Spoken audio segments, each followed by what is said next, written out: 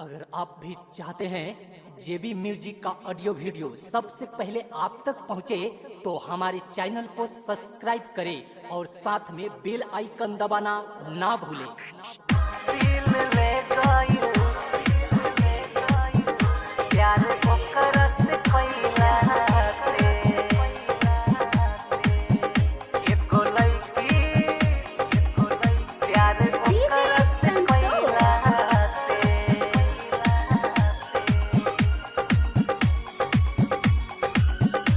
नहीं देतिया मंगला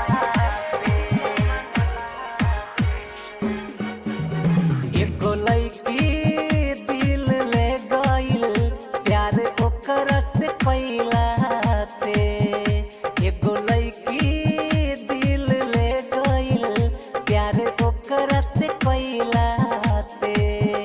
दिल तुरतिया लेके उड़तिया दिल तुरतिया लेके उड़तिया नहीं देतिया मंगला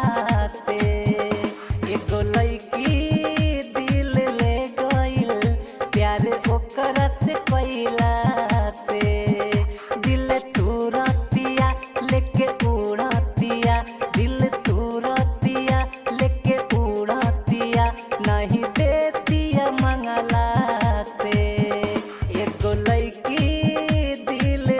गइल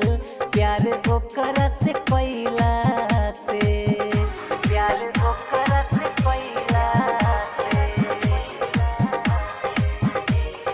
डीजे संतोष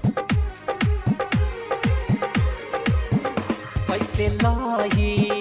दुख सही कथी कही जी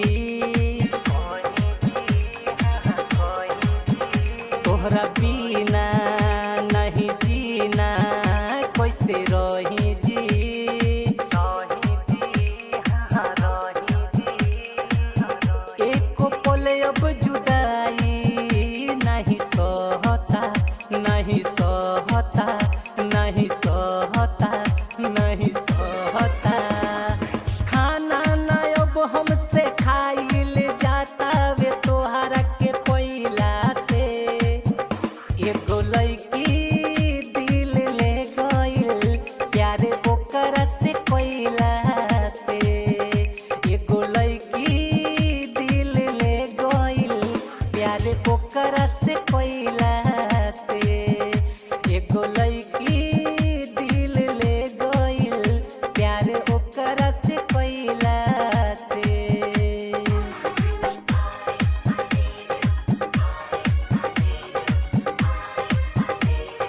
डीजे संतोष तोहर कजरा बाल के गजरा कुछो करी जी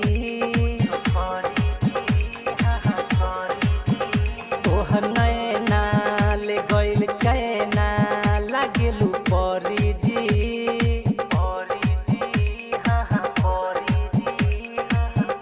गइलू बीती भूपेश के दिल में भइला से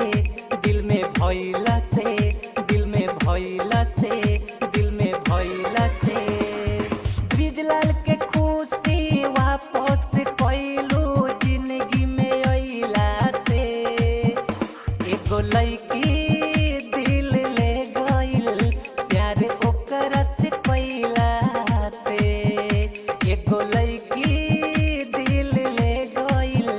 प्यार ओकरा से कइला से